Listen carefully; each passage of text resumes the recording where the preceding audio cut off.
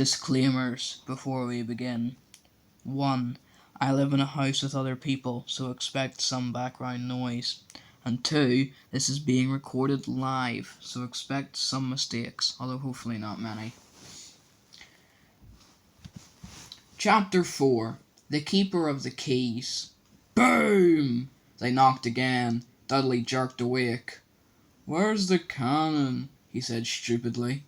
There was a crash behind them and Uncle Vernon came skidding into the room. He was holding a rifle in his hands. Now they knew what had been in the long, thin package he had brought with them.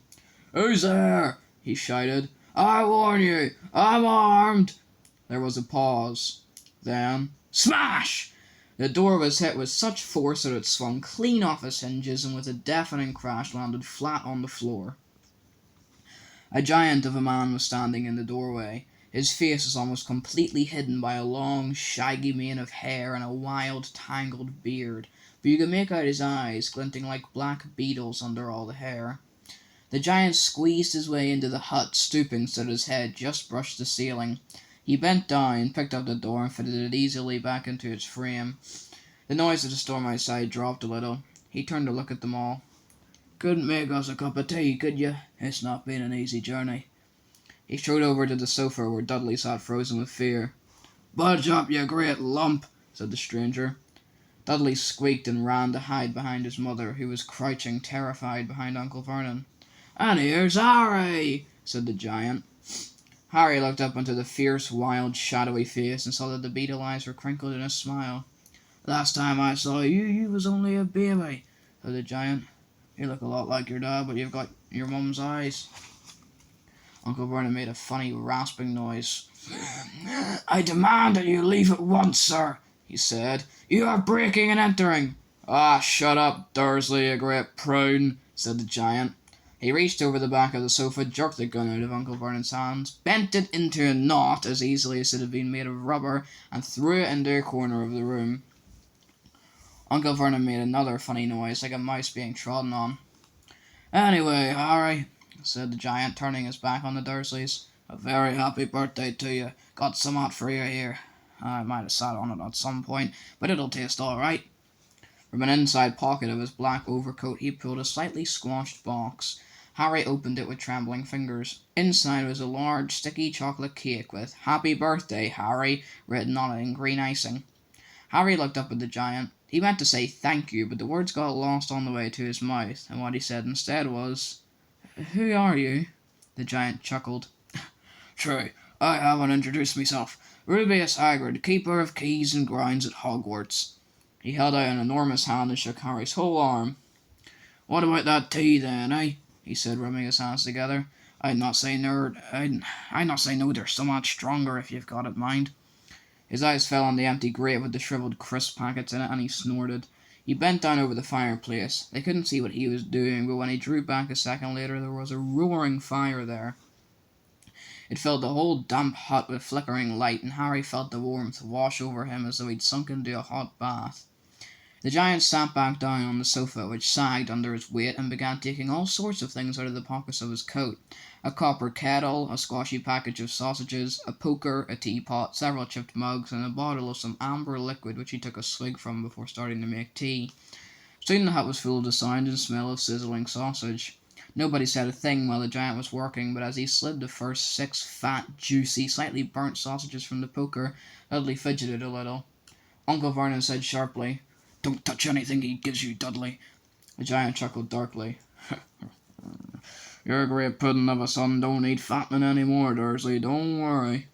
He passed the sausages to Harry, who was so hungry he had never tasted anything so wonderful, but he still couldn't take his eyes off the giant. Finally, as nobody seemed about to explain anything, he said, "I'm sorry, but I still don't really know who you are." The giant took a gulp of tea and wiped his mouth with the back of his hand. "Call me Hagrid," he said. "Everyone does. Like I told you, I'm Keeper of Keys at Hogwarts. You'll know all about Hogwarts, of course." No," said Harry. Hagrid looked shocked. "Sorry," Harry said quickly. "Sorry!" barked Hagrid, turning to stare at the Dursleys, who shrank back into the shadows. "It's them that should be sorry. I knew you weren't getting your letters, but I never thought you wouldn't even know about Hogwarts, for crying out loud. Did you never wonder where your parents learnt it all? All what? Asked Harry. Oh, what? Hagrid thundered. Now, wait just 1 second. He had leapt to his feet. In his anger, he seemed to fill the whole hut. The Dursleys were cowering against the wall.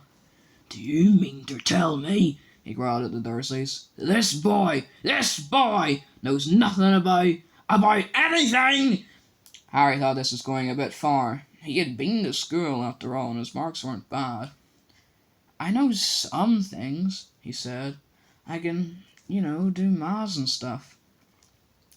But Hagrid simply waved his hand and said, About our world, I mean. Your world. My world. Your parents' world. What world?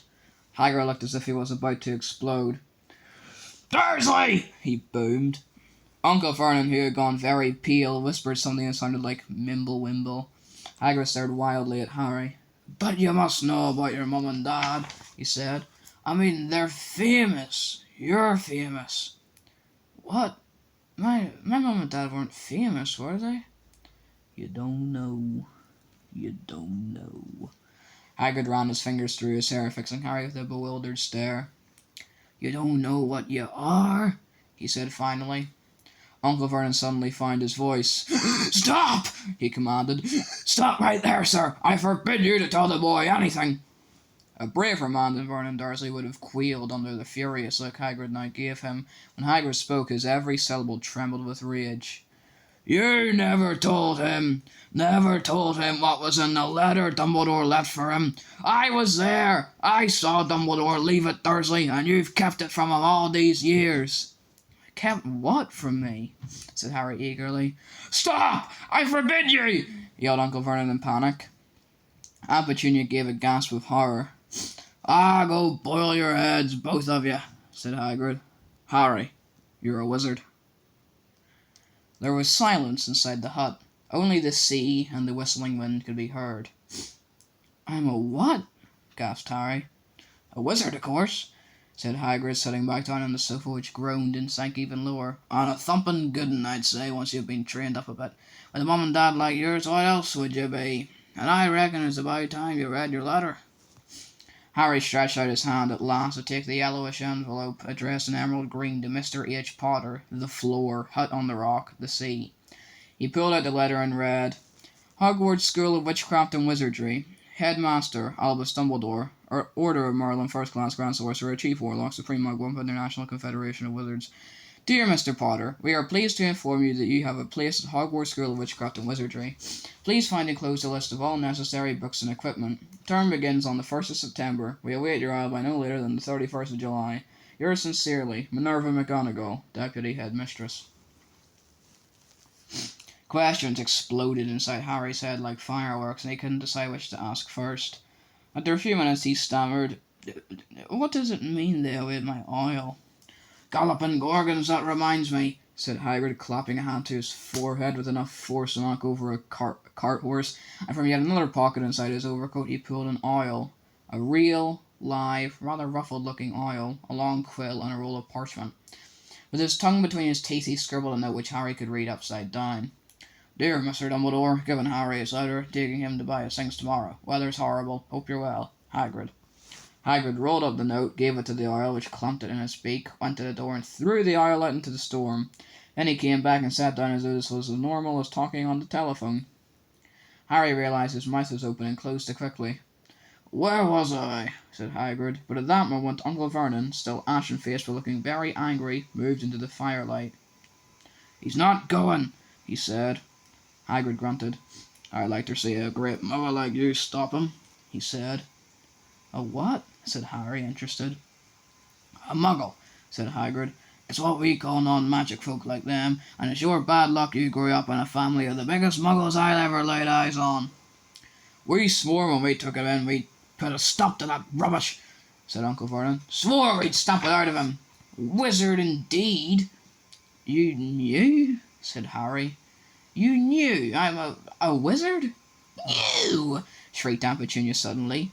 You! Of course we knew! How could you not be, my dratted sister being what she was? Oh, she got a letter just like that and disappeared off to that at school and came home every holiday with her pockets full of frog spawn turning teacups into rats. I was the only one who saw her for what she was, a freak. But for my mother and father, oh no, it was Lily this and Lily that. They were proud of having a witch in the family.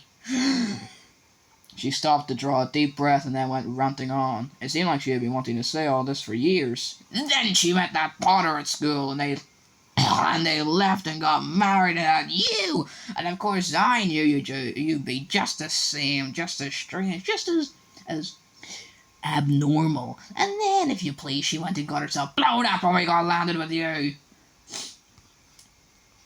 Harry had gone very white. As soon as he found his voice, he said, Blown up? You told me they died in a car crash. Car crash! Roared Hagrid, jumping up so angrily that the Dursleys scuttled back to their corner. How could a car crash kill Lily and James Potter? It's an outrage, a scandal. Harry Potter not knowing his own story when every kid in our world knows his name. But why? What happened? Harry asked urgently. The anger faded from Hagrid's face. He looked suddenly anxious. Oh, I never expected this, he said in a low, worried voice. I had no idea when Dumbledore told me there might be trouble getting hold of you, how much you didn't know. Harry, I don't know if I'm the right person to tell you, but someone's gotta. You can't go off to Hogwarts without knowing. He threw a dirty look at the Dursleys.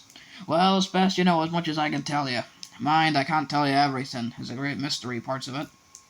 He sat down, stared into the fire for a few seconds, and then said, It begins, I suppose, with a person called...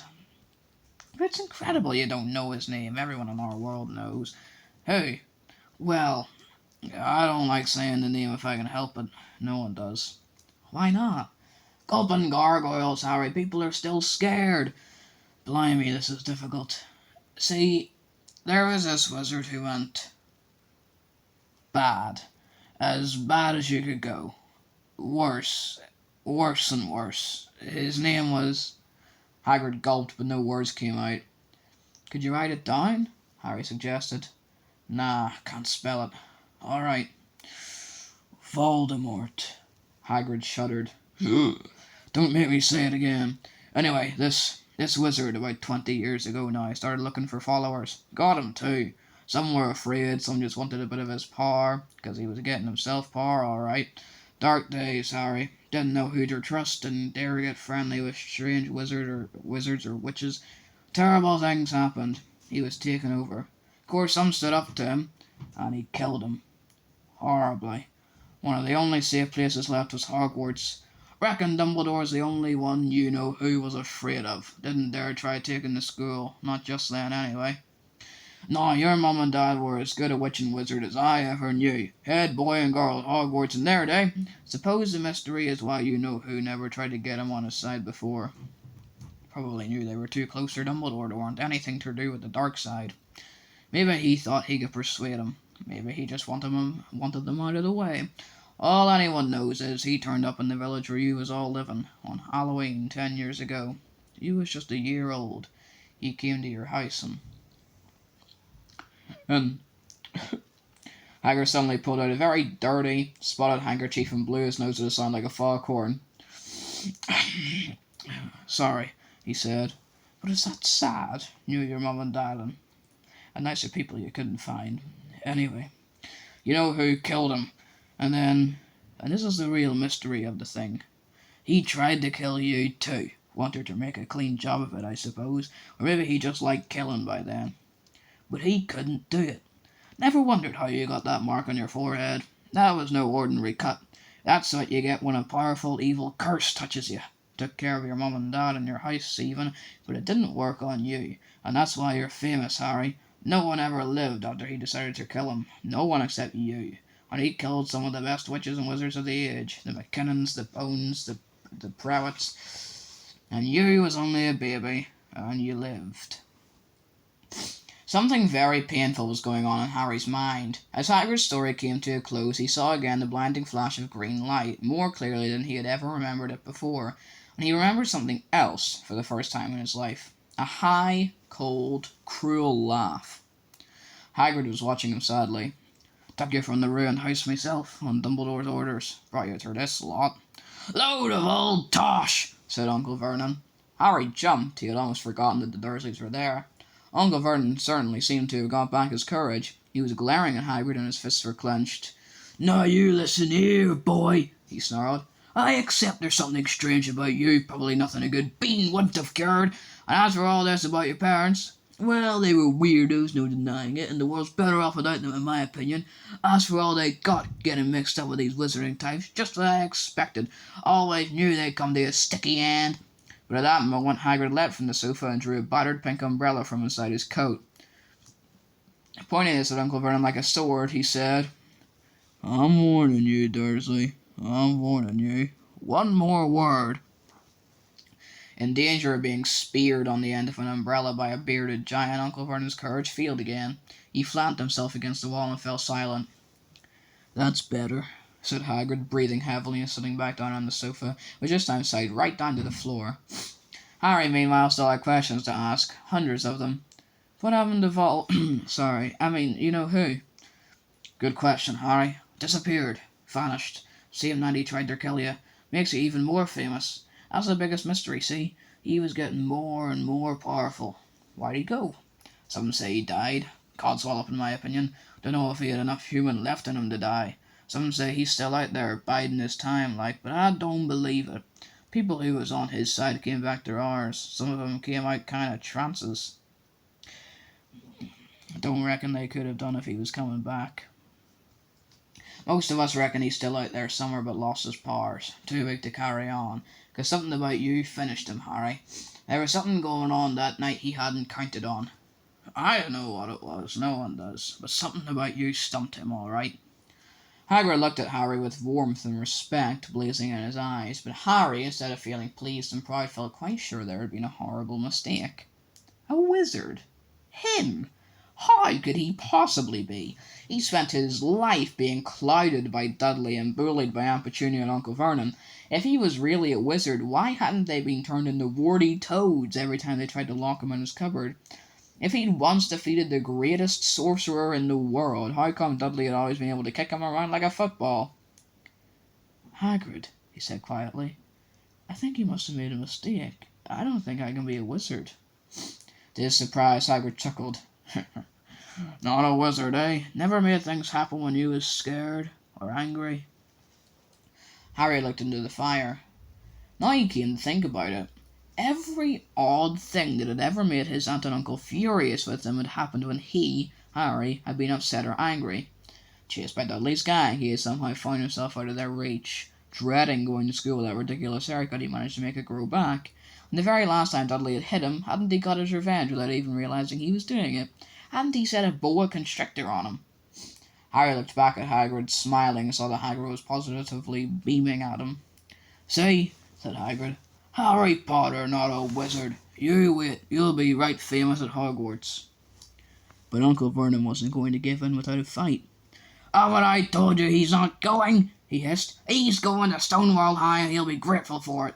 I've read those letters and he needs all sorts of rubbish, spellbooks and wands, and if he wants to go, a great muggle like you won't stop him," growled Hagrid. "Stop Lily and James Potter's son going to Hogwarts? You're mad. His name's been down ever since he was born. He's off to the finest school of witchcraft and wizardry in the world. 7 years there and he won't know himself. He'll be with youngsters of his own sort for a change, and he'll be under the greatest headmaster Hogwarts ever had. Albus Dumbledore. I am not paying for some cracked old fool to teach him magic tricks," yelled Uncle Vernon. But he had finally gone too far. Hagrid seized his umbrella and whirled it over his head. "Never!" he thundered. "Insult Albus Dumbledore in front of me!" He brought the umbrella swishing down through the air to point at Dudley. There was a flash of violet light, a sound like a firecracker, a sharp squeal, and next second Dudley was dancing on the spot with his hands clasped over his fat bottom, howling in pain. When he turned his back on them, Harry saw a curly pig's tail poking through a hole in his trousers. Uncle Vernon roared. Pulling Aunt Petunia and Dudley into the other room, he cast one last terrified look at Hagrid and slammed the door behind them. Hagrid looked down at his umbrella and stroked his beard. "Oh, shouldn't have lost me temper," he said ruefully. But it didn't work anyway. Meant to turn him into a pig, but I suppose he was so much like a pig anyway, there wasn't much left to do. He cast a sideways look at Harry under his bushy eyebrows. "Be grateful if you didn't mention that to anyone at Hogwarts," he said. "I'm, not supposed to do magic, strictly speaking. I was allowed to do a bit to follow you and get your letters to you and stuff. One of the reasons I was so keen to take on the job." "Why aren't you allowed to, why aren't you supposed to do magic?" asked Harry. "Oh, well, I was at Hogwarts myself, but I, got expelled, to tell you the truth, in me third year. They snapped me wand and off and everything. But Dumbledore let me stay on as gamekeeper. Great man, Dumbledore." "Why were you expelled?" "It's getting late and we've got lots to do tomorrow," said Hagrid loudly. "Gotta get up there down, get all your books and that." He took off his thick black coat and threw it to Harry. "You can keep under that," he said. "Don't mind if it wriggles a bit. I think I still got a couple of dormice in one of the pockets."